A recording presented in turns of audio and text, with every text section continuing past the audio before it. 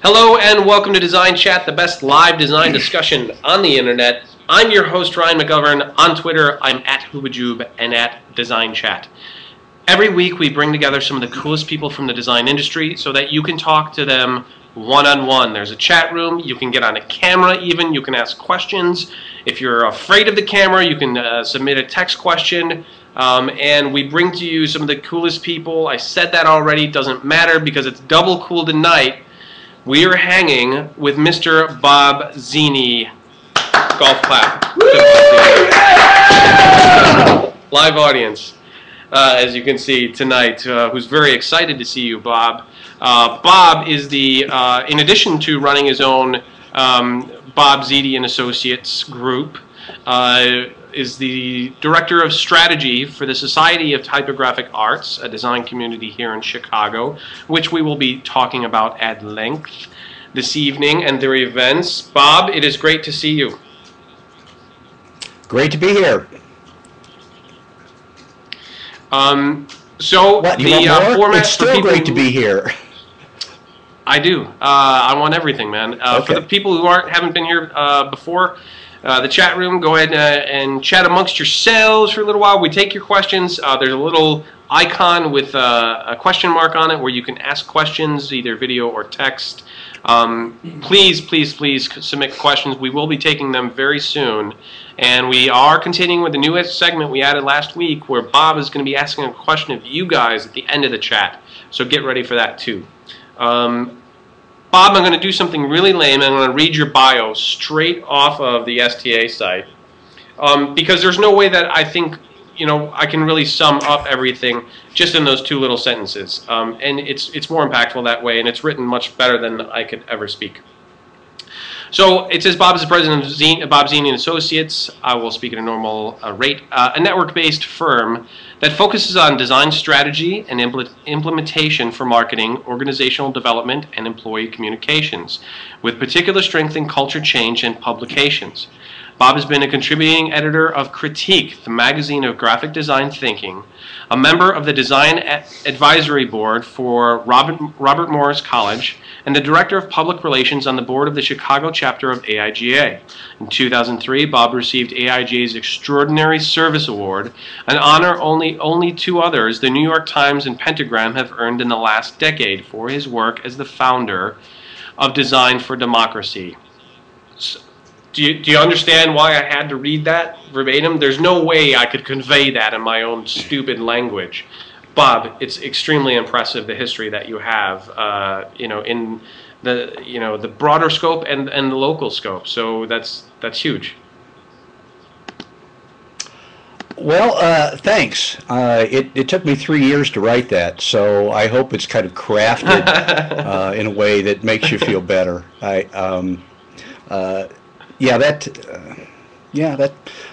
do remember doing most of those things. We've got the fact checker right now pursuing the internet to validate all of those claims, Bob. I hope you know. Okay. Well, some of them are spurious at best. But it didn't include some of the things we talked about when we met. The whole publishing part, which was way back there, way back in the pre-business part, before I started my own business, which was always a lot of fun. I worked for newspapers for 10 years, and that was quite an experience. Design in newspapers now it's well regarded, but 30 years ago, 25 years ago, it was less respected than it is now. Less respected, and perhaps even the public had a very lower level of awareness of it also, wouldn't you say? Yeah, it's an interesting thing that you bring up because Matthew Carter got the MacArthur Genius Award a couple months ago, and I find that just incredible because 30 years ago the general public didn't even know what a font was, and then here's this guy being recognized for the artistry and the craftsmanship that goes into making a font. A lot of credit for that goes to AIGA. They've really done a great job, and the executive director in particular, Rick Raffay, in raising the awareness of design, on a national level, and getting the federal government to buy into it, the awards that they give now. It's quite a change, quite a change.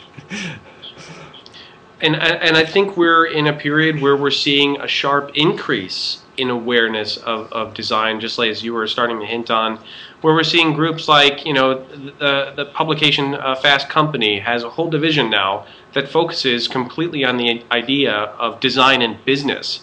And they, that there's their own Twitter account, there's a blog for it, and I'm hearing more and more and more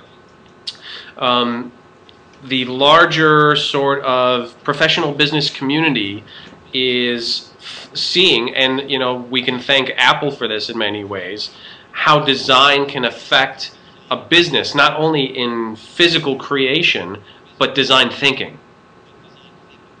Yeah. Well, my big theory about all this is that we're entering a different era of marketing. I mean, at one point it was advertising, which was basically a monologue from a company to a customer. Then there's branding era, which was a dialogue between a customer and a company. And with all the social media tools, it's possible for an era of discussion where customers talk to customers about what's going on in a company. And for that to happen, design has to play an integral part in developing the processes, developing the tools, using the tools, getting the information from the company to the customers and between customers. I just think design is I would say a golden era, but considering the tools can be in the hands of people who have no idea what the hell they're doing, it could be an era of lead as well. It's a duality, isn't it? We have this debate all the time about weighing the pros and cons of these tools being in the hands of anyone who wants them. Where, as you were talking about, what the eras were building up to how we got to where we are today. In those previous eras, when a campaign was successful because of design, it wasn't easy to find out how they did it. So now that everything's published on the internet for anyone to see, it's much easier to research for yourself and educate yourself why certain promotions are successful over others. What would you say would you lean on the pro side of that or the con side of that, given today's social landscape? I got lost in your question there somewhere. What do you mean that it can? I'm mesmerizing. It's just my eyes. You were just looking in my eyes. Yeah, it is. Yes. Yeah. What? I mean, if you're asking, are the tools, are things going to be better or worse? Well, it depends on how the people that are using them. Before we went on the air, we were talking about the Florida Department of Corrections are teaching, prisoners to use design software. Well, I mean, maybe there's a great designer that has nothing else to do except sit in his cell and, print type. But the value is in not how you use the tools, but what you can make those tools do. How your clients benefit from these tools. And that's a so the audience knows. I had to stop Bob. Bob, we did a technical check-in earlier to make sure he could get connected, and then he was on it was like 50 minutes ago, and we started rapping. We naturally just get into this discussion, and I had to stop because he kept on bringing up these stories and the ideas, and I was like, Bob, you got to save it for the show. This is great stuff. I mean, I wish we could do 2 hours. We should just do the 2 hours. It doesn't matter because everybody's going to be entertained by these stories. So you saw this week, somebody tweeted, you saw it go across the internet somehow, a penitentiary in Florida has decided to teach its inmates in-design, or was it specifically in-design, or was it a design curriculum? It said just graphic art software. So it could be Photoshop. And you just Googled it too, right? If you've got the link, throw it in the chat room real quick so everybody can see what we're referencing. I just Googled South Florida penitentiary, or Florida Department of Corrections, what they're teaching in the prisons. Which, you know, again, I was in school for several years, so I can kind of remember and relate to what it was like.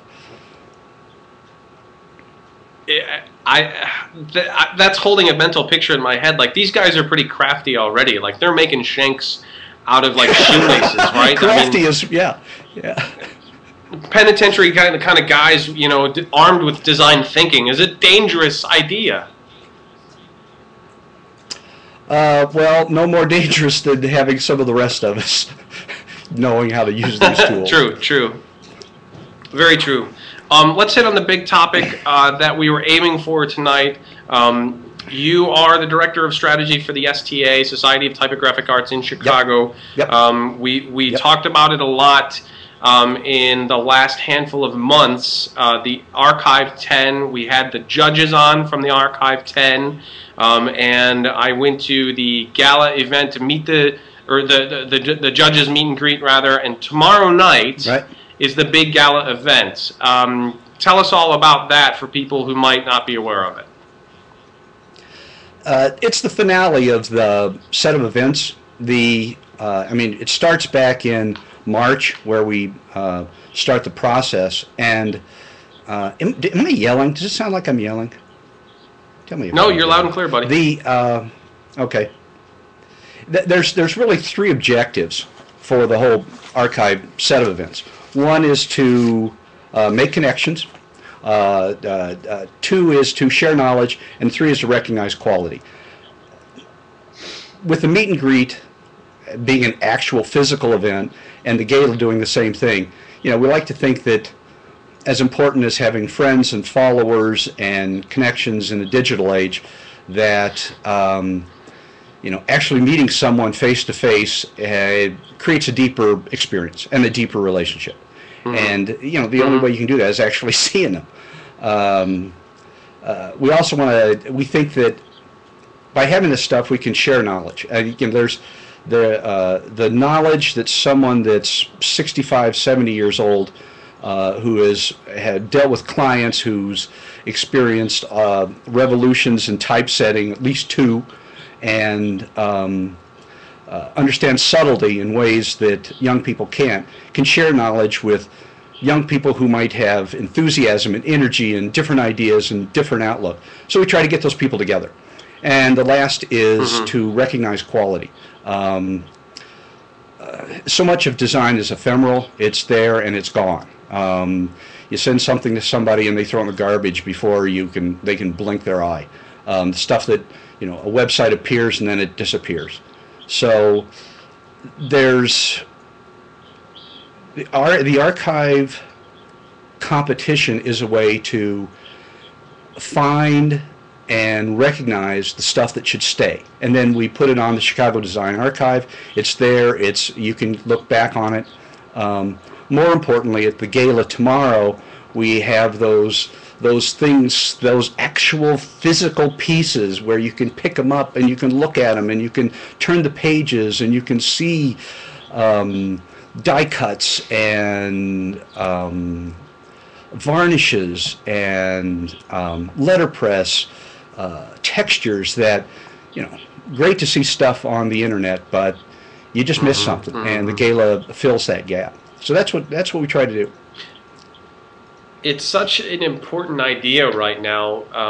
You know, based on what you were just saying, how we experience design now is mostly, you know, through the digital means, right? It's there and it's gone.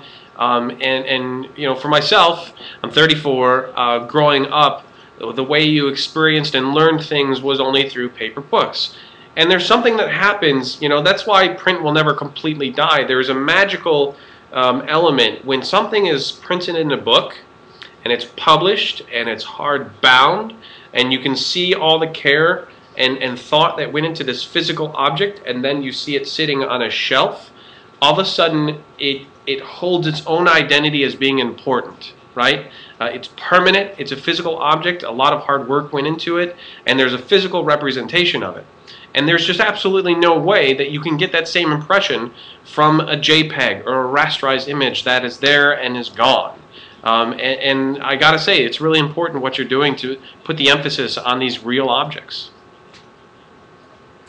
We're moving in the direction of recognizing more digital work, and because there's just so much of it being done out there, and that some of it is very, very good, very interesting, very thought-provoking, laden with content that deserves to be seen.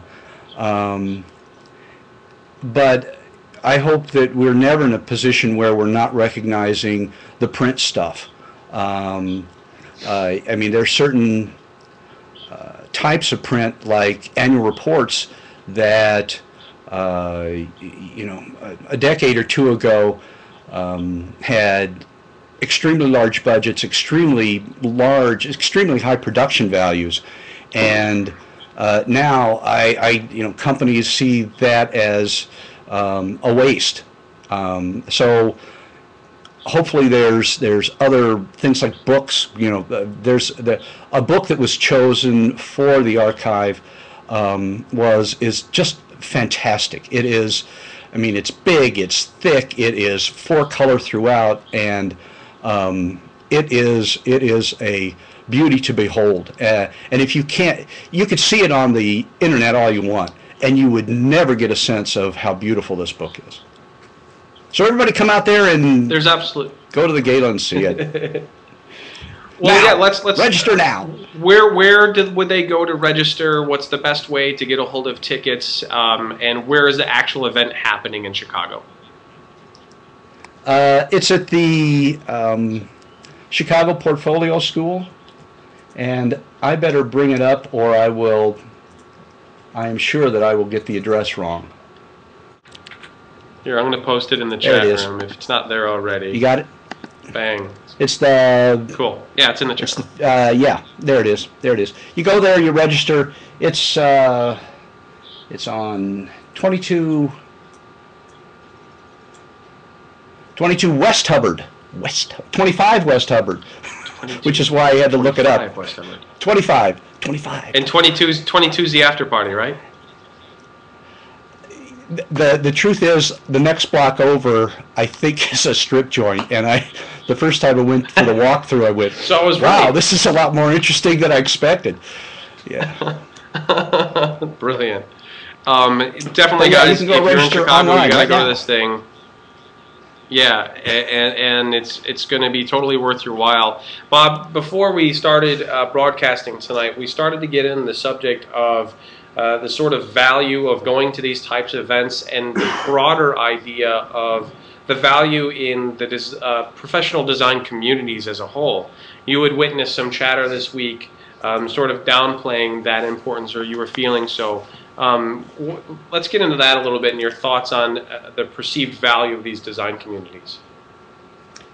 Yeah, there were some tweets going back and forth about, wow, this stuff is expensive. You know, I can go hang out with my buddies, and just spend that money on beer. Which, I mean, yeah, you can. If you think that you're going to these events just to drink beer, then don't go, because those are some mighty expensive brews, let me tell you. But it's more than that. I was at an STA event about 3 years ago, and one of the STA members who goes to a lot of these, a guy named Hayward Blake, who's been around for decades, a great designer. He's probably in his 70s, maybe late 70s. He was talking about designing a book, and he had some questions about kerning the type. So he said, so I decided to call the guy who designed the type a friend of mine, Herman. And there was this kind of silence, this kind of hanging in the air, like we were supposed to know who he was talking about. And so someone finally said, Herman? He goes, yeah, Herman Zopp. You know him? I'm like, yeah, I kind of know him. I mean, he's still alive. He's like, 93, 94 years old. But wow, Hayward Blake is a personal friend of his. And I go to events all the time, and there's Hayward. So, I mean, that's where the value is. You can talk to somebody who is one of the preeminent type designers in history, and you can sit next to a guy and trade stories about him. So, I mean, if you're looking at the value and saying, $40, $60, why? Well, it's an investment in your career, because a lot of the people, you can go on the site, you can see who's going to be at this event, and some of them are the greatest designers currently working in Chicago. I mean, wouldn't you like to just say hello to them and see what their thoughts on something are? They'd love to talk to you. So yeah, I think that's where a lot of the value is. Again, this is a subject, of course, we get into on Design Chat a lot, is the idea that, we read about these people, in school and in our favorite design publications, and when you see a personality sort of described in a professional publication, there's a trigger that goes off in your head that says, oh, that's those people, them. Right? Unattainable, I could never be that, I can never talk to this person. Yeah. But we forget they're people. They're people. If you reach out to them, a lot of them are pretty friendly.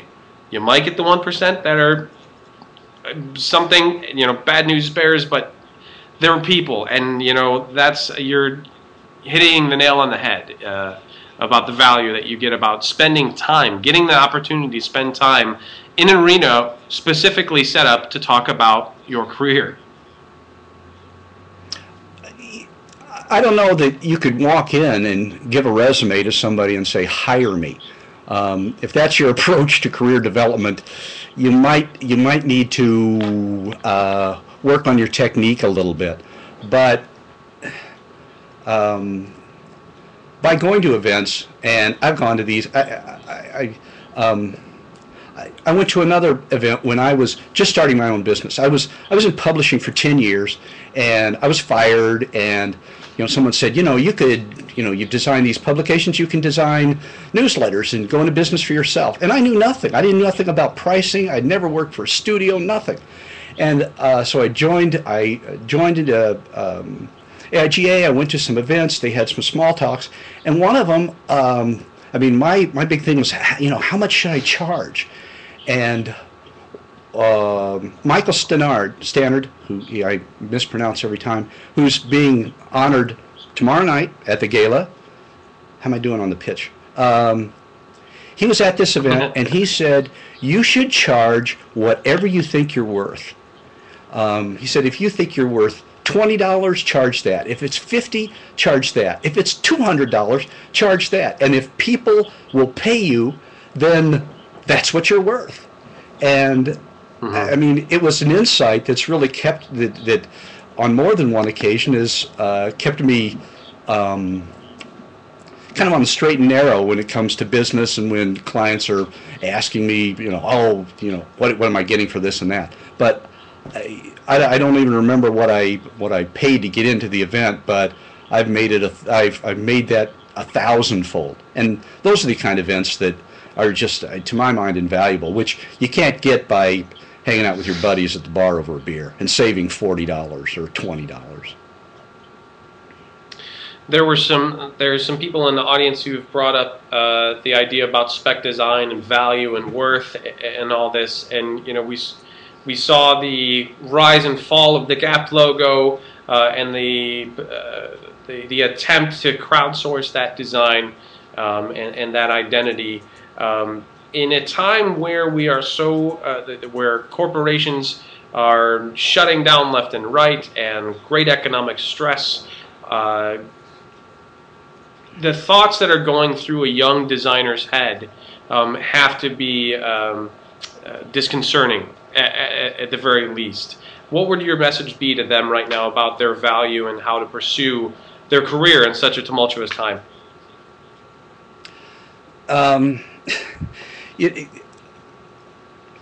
Crafting artifacts is the fun part. The hard part is figuring out what clients want. Over the years, I've really learned that the key skill, better than being able to operate any software program, probably better than having good aesthetic judgment, is being able to listen to clients, because they know more about their business than any design consultant or any designer from the outside can ever know. But what they cannot do is explain it to a designer. And the most valuable thing that I believe that I do is listen and try to figure out what it is, where, and it's always buried someplace. They will say, "Oh, I was in a meeting once where I had spread a whole bunch of samples out on this table, and the top person kept saying, I want a folder. I want a folder." And she kept picking up this booklet. And she said, "I want a folder. And this folder will do this, a folder that." And so the conversation went on a little bit longer, and I was able to slide the booklet away from her and say, "Well, I've been listening to you, and I held up the booklet and said, 'Is this kind of what you want?' She goes, 'Yeah, that's exactly what I want.'" It wasn't a folder. So, Yeah. The trick is going in with a very open mind and having them and trying to dig through everything they're saying to find that that nugget of information that is really critical to telling you what they are expecting of you. You mentioned a minute ago that you had been fired from a job, Bob. Talk about a time. How many times? I know this, and it might be hard to choose. Talk about a time that you found yourself in an environment that you realized did not specifically suit your needs or wants professionally. Well, and name names. When I first got out of school, I went to work for a small college in Missouri, and it just wasn't a good fit. I mean, I thought I was a big, sophisticated urban guy, and it was a small college in a small town. And they said, "Bob, perhaps you should think of going elsewhere."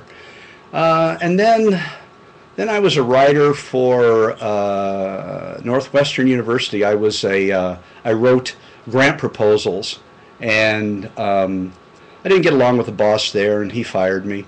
And then I went to work for Crane. I was fortunate enough to work for Crane for 10 years, and when I was there, I had some great experiences. I was the first designer of Crane Chicago Business, which I still am proud of. Started Advertising Age's Creativity, and Television Week, started all those as their first designer. And but it came a time where it was time to move on. They had expectations for what they wanted design to be, and I had what I like to think were bigger ambitions. And they didn't fire me, but it was time to go. And finally, at the Sun Times, I was at the Sun Times for a couple of years, and newspapers are very romantic to work for, but it is a very rough business, and it is especially rough on designers. 20 years ago, when design had, it was illustrations and cartoons, and a new guy came in, wanted to bring in his own people, and I wasn't part of that, the new people. So that's when I was out on my own and decided that, oh my gosh, I'm so good, I can go into business for myself, and fortunately, I haven't starved. Close a couple times, but haven't starved yet. So you have this great history with editorial design, and we're in a time where once again this industry is completely flopping over, and it's on both ends. It's how the articles are being written and who they're coming from and how they're getting delivered to the public. What's going on right now that's piqued your interest or that you think it particularly is going the wrong direction? The wrong direction? The wrong direction. Well, you know, the idea that newspapers are going to, that journalism is going to be in the hands of people that have no experience, I find it confounding, because if you go to search, you go to Google, you do news searches, and they all refer to legitimate news agencies. They all refer to newspapers. They're, the first, 400 citations are newspapers and TV stations and places that have put a premium on people who go after stories and edit stories and check facts. All right, TV might be, there's some good, there's not so good, but all the hard news, nation areas and government, those are all from real newspapers with real journalists. The idea that anybody can just up and start writing a blog and have it factually correct is terrifying. So, I think there's still plenty of opportunity for journalists, for real journalists, and the idea it's going away is ridiculous in my opinion. I want to remind the audience that we do take questions. We got some questions lining up in the queue here. If you haven't been here before, we're seeing a lot of new names pop up. Thanks for coming, first of all. This is Design Chat. We get together every week on Wednesday nights. We bring together a really interesting member of the design community. This is Bob Zini. Please look him up. We've already done the bio. You're late if you missed it. But please ask a question. We are going to have a period at the end where Bob actually asks a question to you guys, so get ready for that too. So we're going to take our first text question of the night here from Zach Hinkle, who asks, can a monthly publication ever complete with the instant access of information on the internet again? Yes, if they are providing valuable insight on what that information means. This is no great revelation, but the stuff, it's a tsunami of information pouring over us, and people are drowning. They need somebody to say, what do all these facts mean? I love the Atlantic Monthly. I love Harper's. I read them all the time. I think that they have interesting ways of looking at things. On instant news, of course not. A monthly, they should never even think about that. Rules to Live by Bob Zini. We're going to write a book tonight, buddy. The next question comes from Patrick McGovern, my brother sitting across the table, who wants to know, if you woke up with no money in the bank and no responsibilities, what would you do in the next 5 years? The next 5 years, no responsibility and no money in the bank. Well, the first thing I would do is figure out how to get money in the bank. And I'd probably end up doing what I'm doing now because that's what I know. Now, if I could modify the question and say I do have money in the bank and no responsibilities, I write, a novel or two. I think I could knock out a remembrance of things past, maybe 2 of them. And it's starting here tonight, and it's called Rules to Live by Bob Zini. I like where this is going. Audience members, you can ask a video question. Click on the little light bulb icon and then live video questions. And if you've got a webcam, which pretty much all of you do, because you're pretty much all creatives that buy Apple laptops like myself, that is how we are broadcasting here tonight, please do so. Get on camera. It's okay that we see your face, even if you haven't showered today. That's totally fine. We won't judge you. We won't. Bob might. I see someone say, I see Keaton Taylor saying November is Write a Novel month. Love to, but probably going to take a little longer than a month to write a novel. Maybe you can. If you can, I admire you. Wow. So what are you doing the next month? What is keeping Bob Zini busy next week? I mean, what kind of projects are you working on now? Well, it's the gala is the finale, so there's a lot of cleanup work that goes on. We post all of the digital copies of the entries tomorrow night or into the morning on Friday so that you can go see them. And then we have just lots of cleanup to do with that. After that, it's kind of decompressing. The last month getting ready for all of this has been pretty hectic. Calling back clients, relaxing a little bit. I'm a obsessive gardener, so the fall is the time to get ready to put the gardens to bed and get them ready for the winter. Bring in the propagates that I will keep in the house for throughout the winter to plant in the spring. Sounds like a heck of a lot of fun. What's your favorite thing to garden? Well, for years it was peppers. I really loved. I grew all kinds from the regular bells to these kinds that were just ridiculously hot, and I still churn those out. But the latest is coleus, trying to see what kinds they come in an enormous number of varieties and different shapes and colors, and they're annuals. So it's like every year, what can I do? How can I push myself just a little bit more to come up with something that is more ridiculously obsessive? Designers tend to be a little bit obsessive and I don't know, controlling about their environment, but it's great that you can see using those skills to create something outside of that realm in your garden, and that's kind of fun. Well, part of the attractive quality is it's not in front of a computer, the phone isn't ringing, yeah.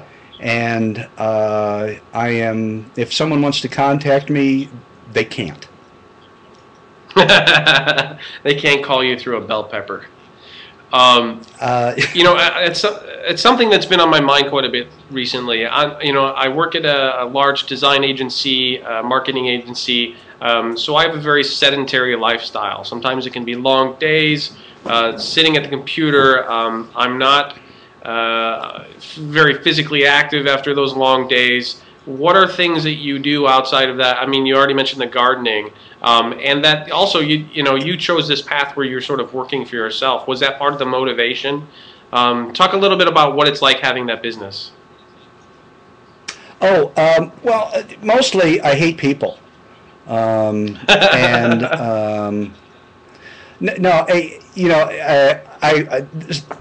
newspapers are very high stress. And you work with people all the time, and when I left the Sun-Times, I thought, I don't know what I'm going to do, but I'm going to try to do it by myself.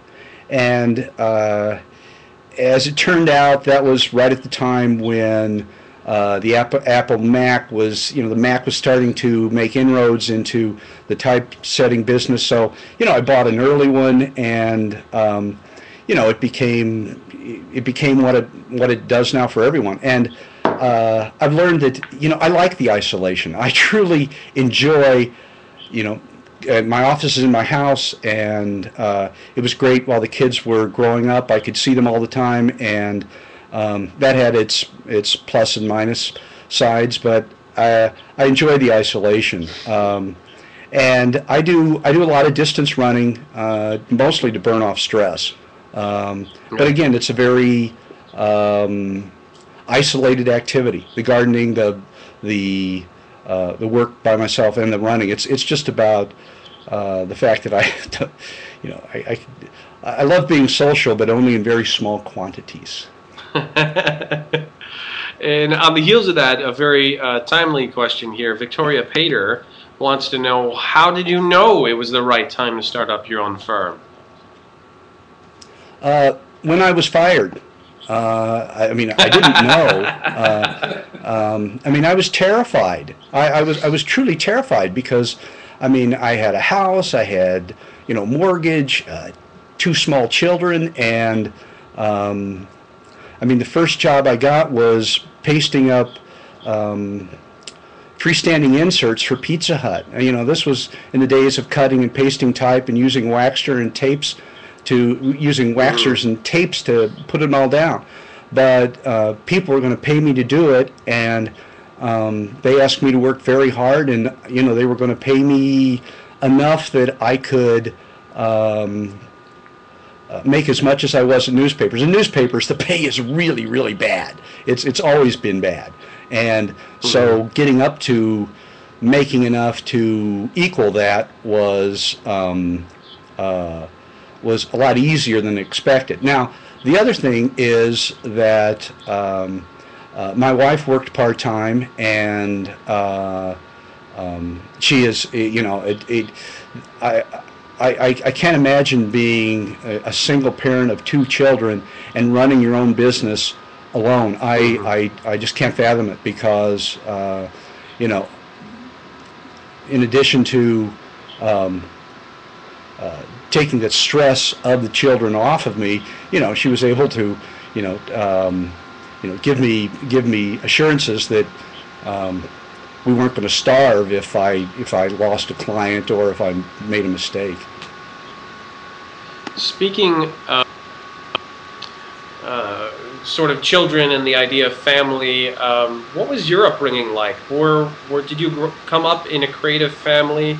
Was that encouraged when you were growing up, or was this something that you completely found on your own?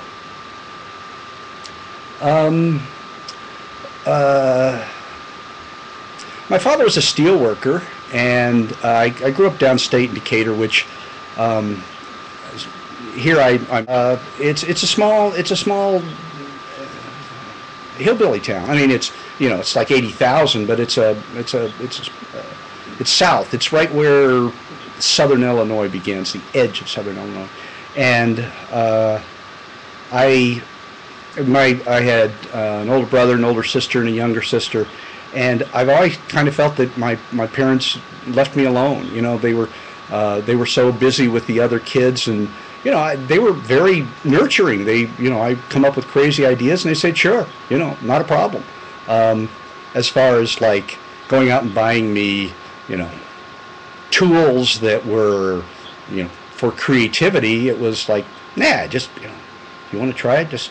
They never said, "That's crazy, don't do it." They said, "That's crazy, just don't blow yourself up." And contrasting that to how your children, in the time that they were growing up, and young designers coming out now, what are the biggest life lessons or biggest ideas or pieces of knowledge they should be carrying with them now?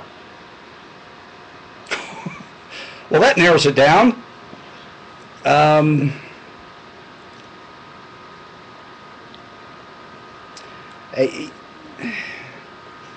mean, both my two children are very different. In that my son was very focused.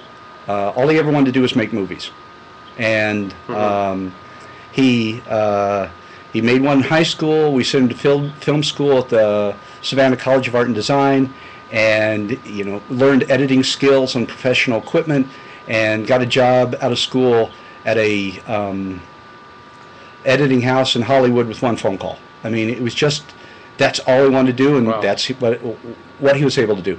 My daughter had all kinds of interests, and I mean, now she teaches physics, which kind of combines her empathy for others with her love of physics.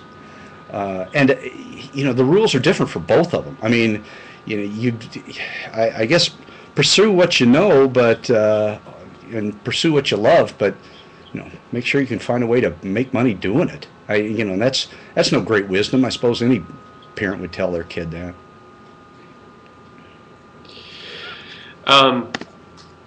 More advice that we are seeking from Bob Zini tonight. Talk about the idea of design education in relation to the new media paradigm we talked about earlier.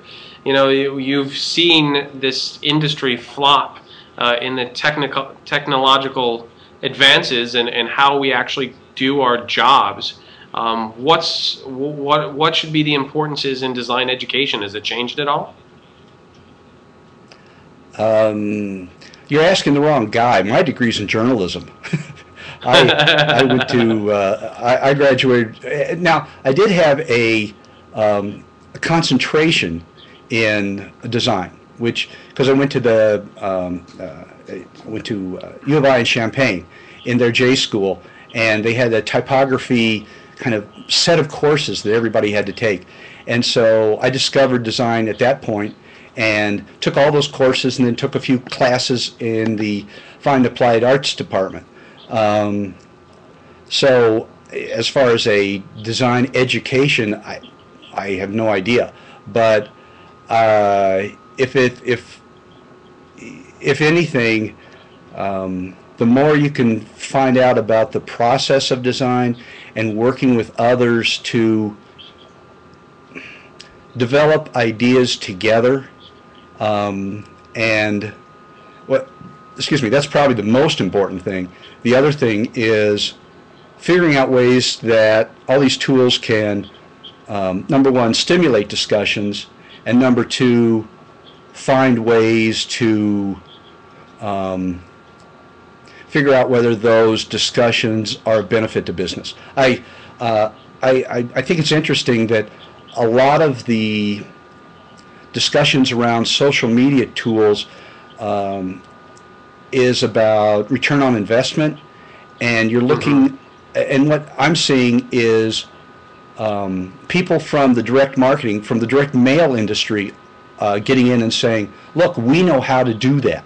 We know how to, we have the tools that we've learned from decades of postcards, and apply those to social media tools. And that's what people are going to demand. Businesses are going to say, how is it measurable? And why am I spending money on ABC alternative over XYZ alternative? And that's a great point that you bring up. Thank you, Keaton, for your question there. That's a great point that you bring up is how do you even put a number on a great interaction between a brand and a consumer? And it sounds so sterile when you use those words to describe it, because the really good interactions, the really good exchanges, where you walk away from it going, oh my God, Nike gets my soul. There is no okay, because of that one thing, I'm going to spend approximately $52.72 within the next year on Nike products. And we can make up all the little sort of rules that we want to judge and put numbers on. Because of X experience, where you'll get ROI, you get this number back to the business. But it all just kind of seems, the idea seems silly to me. Am I completely in left field? No, I suppose I answered the question in a way that there were assumptions to that answer. And those assumptions are that designers create that emotional impact. And that's I'm just assuming that everybody understands that. That's what we do. We create the set of visual strategies and visual tactics, and how they work with the verbal tactics to create an impact that people want to come back to again and again and again and say, I believe in this. This has impact on what I think is important. Marty Neumeier who runs a group called the Liquid Agency out in California, is, I mean, he is terrific at articulating that, and he runs the Brand Gap events, and he has books called Brand Gap, a few others, and he really is Zag, right? I mean, he understands that connection from the emotional impact through how businesses use it to benefit themselves and benefit consumers, so that, you know, the client or the consumer, the customer is saying, you know, I'm not being manipulated. I am buying into this because I want to. And what I want to do, Bob, is turn the tables. I want you to ask a question of the audience members who are here. So chat room, wake up. It's time to think. Put on your thinking caps, because Uncle Bob is going to ask a question, and I'm really excited to hear what that question is. Since you brought me in here with the big lead-in on the STA, I'm interested in answering those people that were chattering earlier. And it's something that we ask ourselves on the board of the STA, and I know the people in the AIG ask the same question as well. How do organizations, design organizations, bring value to members? How do they say, we want to join? You know, how do they help people, and why do people join up? And why do they say, this is what I want? And it's like 9 questions, but it's, where's the value in design organizations? So everyone in the audience, answer in the chat room there, or if you think you have a really good answer, post it as a question via the light bulb icon, and we'll bring it up on screen. But yeah, and in the chat room, mention if you are you a member of any design organization, and what city are you in? I used to do that a lot before the show. I'd ask people what city they were in, and what their favorite typeface was, or, you know, just some sort of icebreaker to get people talking and that sort of thing. And it was always really fun. And we've got Joplin, Missouri, AIGA, STA, Chicago, Jonathan Strube, Glasgow. See, then we'd get answers like that. Somebody in Glasgow is paying attention to this conversation, and that's a very exciting thing to me in the sense of design community, where, you know, there are local things that you should be getting involved in because you get that value out of it, but there's a larger knowledge base that's being tapped into right now, an international base that we're just only now starting to realize is available to us. I think it's interesting that you are able to tap into people internationally, because when you look at the regard for design and how it's used in certain countries in Europe, it's very different than it is in the United States.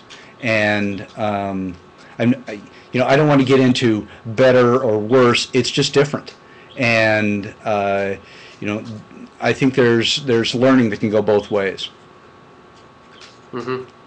And we're only going to realize that the better that these communication tools get, and the more that we share, and the more that we participate in things like the STA and Design Chat and all these organizations. See, we've got one from Toronto, Leaping Gazelle.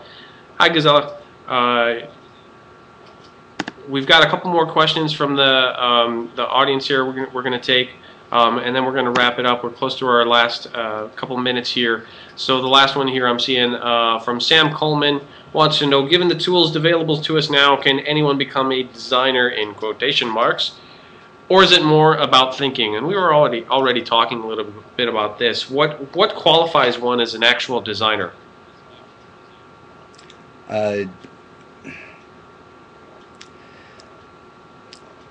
Thinking is where the value is. I believe that. Are there untrained people who can pick up InDesign and turn out beautiful stuff? And yeah, and is that person a designer? yeah, but are there trained people who turn out crap? Sure. So anybody can be a designer if you just want to limit it to one word, but a designer that can bring value to a client and fulfillment to himself or herself is more about thinking. Well, Bob, I think you bring value to us. I think you bring value to your design community. I thank you for taking the time to spend with us this evening and tell us about this great STA Gala event happening tomorrow, Thursday night in Chicago. Check them out, STA, or it's archive.sta-archive.com. Sign up, get your tickets. Post that thing again there. Yeah. Yes, There's no tickets, in the but chat room. Post it, yeah. All right. Well, Design Chat Links thank is going you to post for that. having me. Yeah, thank you for having Definitely. me. It's been a real pleasure. Bob, you're welcome back anytime. We're looking forward to hearing from you guys and the archive group from STA in the future. Yay community. Thank you everybody for coming out to participate in this design event. We do it every Wednesday night. Next week we are going to be speaking with someone that I met at the CUSP conference put on by Symbolic. We are broadcasting from Symbolic's offices in West Dundee right now. She was a speaker. She has an amazing story. She has been shooting for 2 years for the brands like Nike and Converse, and she's 15 years old. So what does that mean? She was 13 when she started doing professional photography. Her name is Olivia B. Look her up. Come talk to her next week. She's an amazing young person, an inspiring young creative person coming up in the world right now. So definitely check that out. Bob, thanks again, and we will see and talk to you very soon.